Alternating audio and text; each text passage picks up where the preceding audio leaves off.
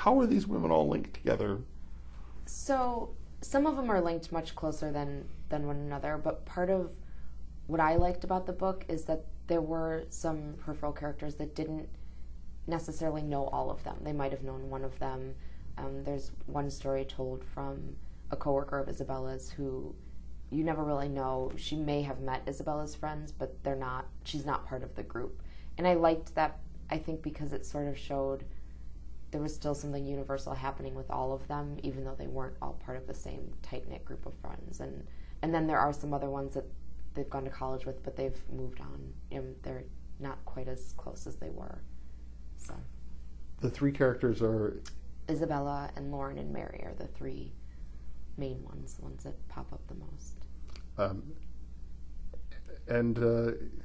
They're quite different, the three of them, even though they kind of almost start in exactly the same spot. Right, and that's another thing that I don't think I realized I was doing it at the time, but maybe when I was almost done with the book, I realized that that's what it is, because I think your 20s are a funny time because you graduate from high school and college with your friends, and so you're sort of all on the same track, and then all of a sudden some people just find their footing more, some people flounder, some people right away find a job that they love and that they're great at and they move up, and some people don't. Some people waitress, and some people have a job and they hate it, and there's just all sorts of different speeds that you can go at in your life.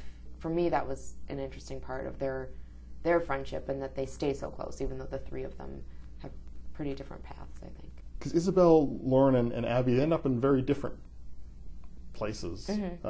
So I think I liked Isabella the best. So Did you? Yeah. A lot of people like Lauren. She's funny. She was a funny one to write. But Isabella is very thoughtful, I think. She worries a lot. But an awful lot. Yeah. Why is she always worrying? That's just her. And it was, I say, because she was the first character that came to me.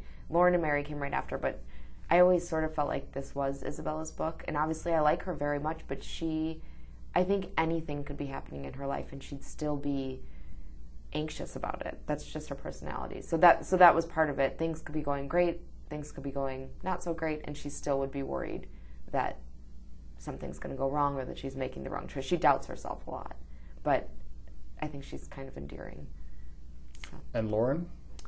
Lauren is the opposite of that. I mean, she's not stupid, and she's not flighty, but she doesn't worry at all. I mean, she's able to enjoy her life, even if it's not quite going the way she thought it would. And she has moments where she does think about it. It's not that she's not thoughtful. She just is able to sort of get out of her head a little bit. So. And Mary? Mary is kind of in between. She has a lot of guilt about things, and I think has high expectations for herself. So in that way, she's hard on herself. But for me, she was the most even-keeled one. If Isabella worried too much and Lauren maybe worried not quite enough, Mary was sort of middle of the road. But she was hard on herself. So sometimes writing her I felt kind of bad for her.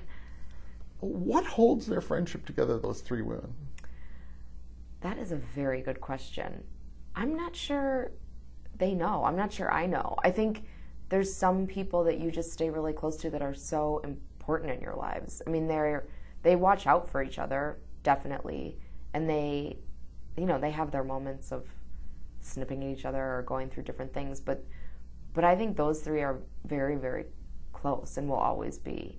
I think that they're just honest with each other and they understand each other, and I think more than anyone else in the book, they understand each other and understand what each other is going through, even though they're different things, which I liked too. I liked that Mary was married with 2 children and still was so close to her. They were still so close that didn't change her at all or didn't change her friendships.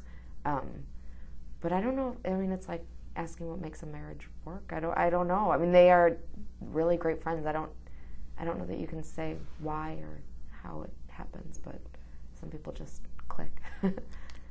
How much do you hate these 4 words, Sex in the City? Well, I loved that show, so I think I mean, I think the comparison is that they're in New York and that it's a group of women.